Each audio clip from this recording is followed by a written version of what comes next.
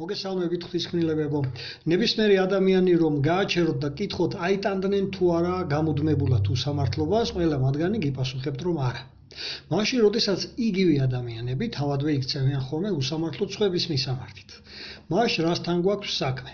თუ კი ადამიანები ირწმუნებიან რომ მათ სძულთ უსამართლობა და ეს სინამდვილეში ასეა, ყველა ადამიანს სძულს უსამართლობა, მაგრამ მეორე წუთს თავად რაღაცომ სჩადიან მას. თუნდაც ავიღოთ დღევანდელი სიტუაცია ის, რაც ჩვენს ქვეყანაში ხდება. თუ არ გვეცოდინება რა არის აი ამისი მდგენელი, ანუ სიმართლეს და სამართლიანობას რა ადგენს, საიდან მოდის ეს, მაშინ შეიძლება უკვე პროპაგანდამ გვშთან თქოს და ყოველთვის უსამართლობა სამართლიანად სიმართლედ შემოგვასაღონ. მაშ რა არის მდგენელი სიმართლისა და სამართლიანობის? ეს რომ გავიგოთ, ჯერ უნდა ვაღიაროთ ყველა, რომ ჩვენ არა ვართ შემთხვევითი მოვლენის შედეგად გაჩენილები, არამედ მზრუნველი შემოქმედის წყალობით. და როგორც იკითხება ბიბლიის პირველივე ფურცელზე თუ გადაფურცლით, აგერ დაბადების პირველი თავის 27-მდე მოხლე. დავუკვირდეთ, რომ ჩვენ შემოქმედმა ღმერთმა ჩვენმა ზეციერმა მამამ შექმნა თავის მსგავსად. აქ საუბარია არა გარეგნულ მსგავსობაზე, არამედ თვისობრივად. და ერთ-ერთი უმთავრესი თვისება, რაც არის ჩვენი ზეციერი მამისათვის დამახასიათებელი, სწორედ ესაა, ხო, სამართლიანობა. რაც ასევე ჩადო ჩვენში და რაზეც ჩემს მიერ მოყვანილ აი ამ მონოლოგის დასაწყისშიც გავუსვი ხაზი, რაც ყველა ადამიანს ეს ახასიათებს, უსამართლობის შეგრძნება, რომ არც ერთ ადამიანს არ მოწონს, როცა მას ექცევიან უსამართლოდ. და ეს სწორედ ამიტომაცაა, რომ ჩვენ ასე ვართ შექმნილი, ზეციერი მამის მსგავსები ვართ. გავიხსენოთ, რამდენად სამართლიანია ჩვენი ზეციერი მამა და აგერ დაურთავ ბიბლიის წიგნი კანონის, ეს არის იგივე მეორე რჯული, 32 თავის მე-4 მუხლები. მესამე მუხლში საუბარია, რომ დიდება უნდა მივაგოთ ჩვენს ღმერთს, ჩვენ ზეციერ მამას. მაგრამ მე-4 მუხლი გვეუბნება მიზეზს, თუ რატომ იმსახურებს ის დიდების მიგებას.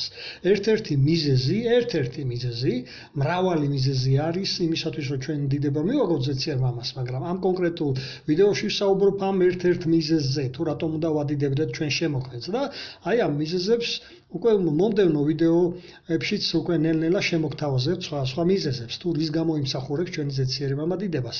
მაგრამ თემას რომ დაუბრუნდეთ აქ ახლა და არ გადაუხიოთ, აგერ მე-4 მუხლში გარკვევითაა ეს ერთ-ერთი მიზეზი, თუ რატომ იმსახურებს ის დიდებას. დავაკვირდეთ მე-4 მუხლის პირველ ხაზზე, აქ საუბარია, რატომ აწუხებს ყველა ადამიანს უსამართლობა, იმიტომ რომ ასე ვართ შექმნილი სამართლიანობის შეგრძნებით, მაგრამ როგორც უკვე აღვნიშნეთ, ბევრმა ადამიანმა ეშმაკისა და მისი პროპაგანდისტი მარიონეტების მეშვეობით დაკარგეს სამართლიანობის შეგრძნებები. არადა ჩვენი მამის მსგავსად უნდა რეაგირებდეთ. უნდა ვიყოთ აი ამ ჭეშმარიტებაში, უნდა ვიყოთ მართლები, წრფელები ყოველთვის. აქვე წერია, ხო, აგერ თუ აკვირდებით და რა დაგვეხმარება ამაში, რომ ავირეკლოთ აი ეს სრულიად ჩვენი ზეციერი მამის ეს თვისება, რომ ვიყოთ ქრისტეს მიმდევრები. მე-4 მუხლის აი მეორე ხაზზე დააკვირდით აქ მე-4 მუხლს, აქ რა იკითხება, რომ უნდა ვიაროთ ზეციერი მამის გზებით. ეს სიტყვაა გამოყენებული, რომელიც სამართლიანი გზაა. მოდით უფრო სიღრმისეულად გავერკვეთ ახლა ზეციერი მამის სამართლიანობაში, რომ ვიცოდეთ რა არის მდგენელი სიმართლისა და სამართლიანობის. თუ დავაკვირდებით, რაზე დგას საერთაშორისო სამართალი და მათ შორის რატომ არ უნდა იყოს გამონაკლისი ჩვენი ქვეყანაც.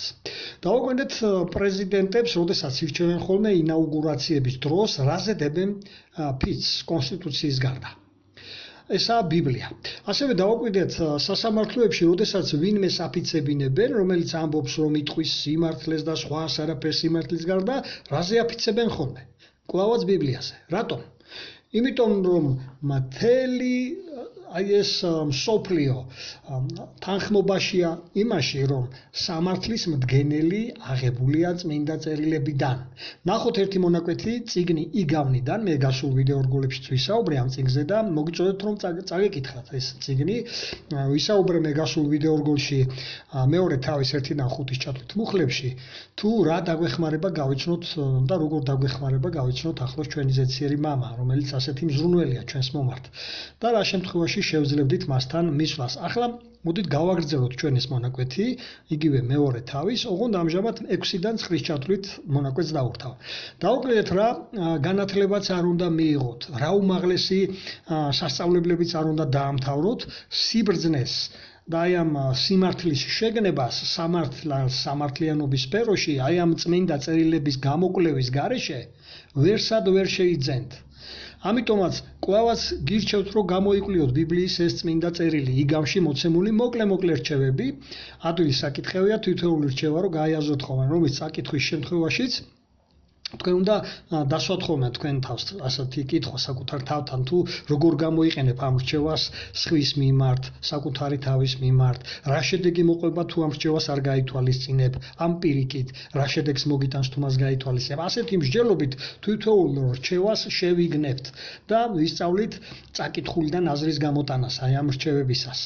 და სხვებთან ურთიერთობაში ნამდვილად წარმატებულს გაგხდეთ. დააკვირდით მე-6 მუხლს, რომ სიბრძნეს უფალი იძლევა. ასეა ნათქვამი, ხო? და აი ამ წერილის გამოკვლევისას ხდება ამ სიბრძნის მიღება, თუნდაც იგავნის გამოკვლევისას. მე-7 მუხლიდან კი ვიგებთ, რომ თუ ჩვენ მისგან მიღებული ცოდნის თანახმად ვიცხოვრებთ, ის ჩაგვთვლის ჩვენ მართლებად და ყოველთვის შეგვეწევა. ეს სიტყვაა გამოყენებული, როგორც მართლებს ნებისმიერ სიტუაციაში. თუ მაინც და მაინც ახლა დიდ უსამართლობის წინაშე აღმოუჩნდებით, ის იქცევა ჩვენს ფარად, დააკვირდით ჩვენს დამცველად, რადგან ჩვენ მისი სიმართლით ვცხოვრობთ და ღმერთი უკვე ცდილობს უკვე ის ჩვენს ფარად იქცეს. აქ ეს სიტყვაა გამოყენებული. თუ ჩვენ რა თქმა უნდა შევინარჩუნებთ უმწიკლობას, მაშინ ის ყველას, ვინც აი ამ დაგვიპირისპირდება, თავად მიაგებს და გასცემს პასუხს. აქ ზუსტად ეს აზრი იკითხება. მე მუხლიდან ვიგებთ თუ რატომ აი ეს სამართლიანი ღმერთი ყოველთვის რატომ დგას აი ამ სამართლის ხარეს, ხო? რადგან ის არ გადაუხევს აი ამ გზიდან, ყოველთვის იცავს სიმართლის გზებს და ყველას ვინც ვცდილობთ აი ამ გზით ვიაროთ, ყველა ლოგიკურია მისი ხრიდან დაცული იქნება, ვინც ცდილობს მისი სამართლით იაროს.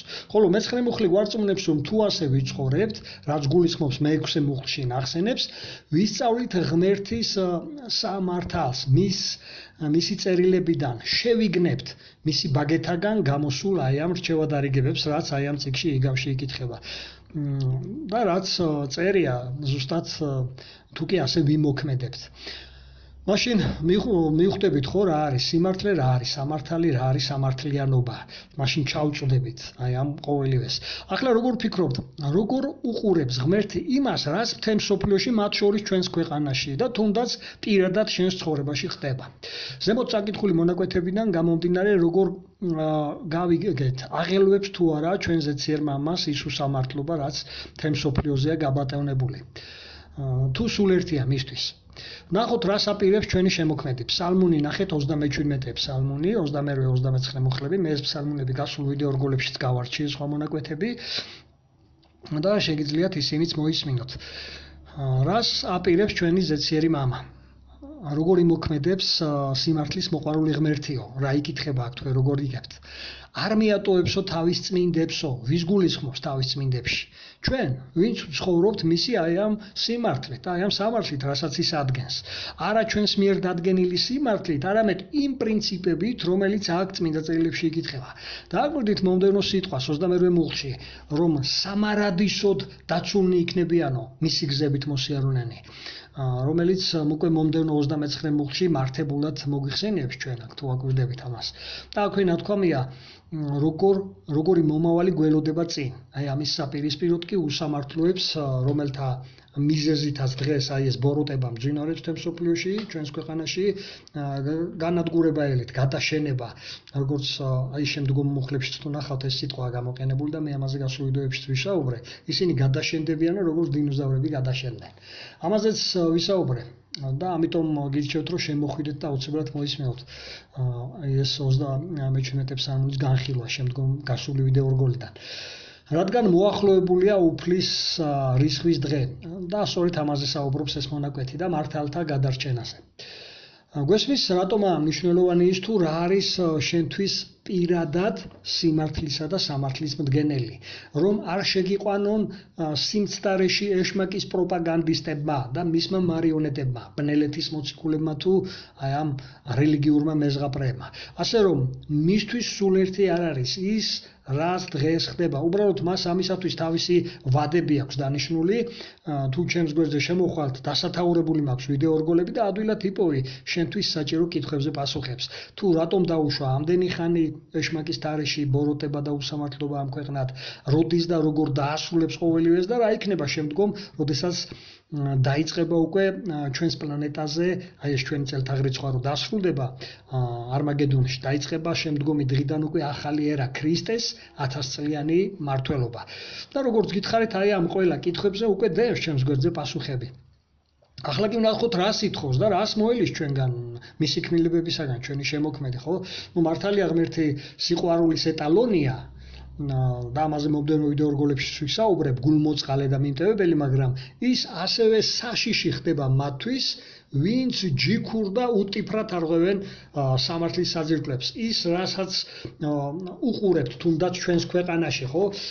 აგერ დაურთავ კლავაც ეს გახლავთ წიგნი კანონი, იგივე მეორე რჯული 10:17-ს ნახეთ რა იკითხება აქ.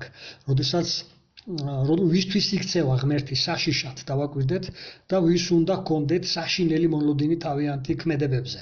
ვინც მიკერძოებულები არიან და სამართალს შერჩევისთვის წყვეტენ, ხო? ან მატერიალური ეს ინტერესი აქვთ, ან ქრთამს იღებენ. ღმერთი ასეთებისთვის საშიში ხდება, აქ ზუსტად ეს აზრი იკითხება. ნახოთ, როგორ მოგვიწოდა ღმერთმა თუ სასამართლო პროცესები, როგორ უნდა ეწარმოებინათ ადამიანებს. წიგნ ლევიანებს თუ ნახავთ, მე-19 თავის მე-15 მე-16 მუხლები.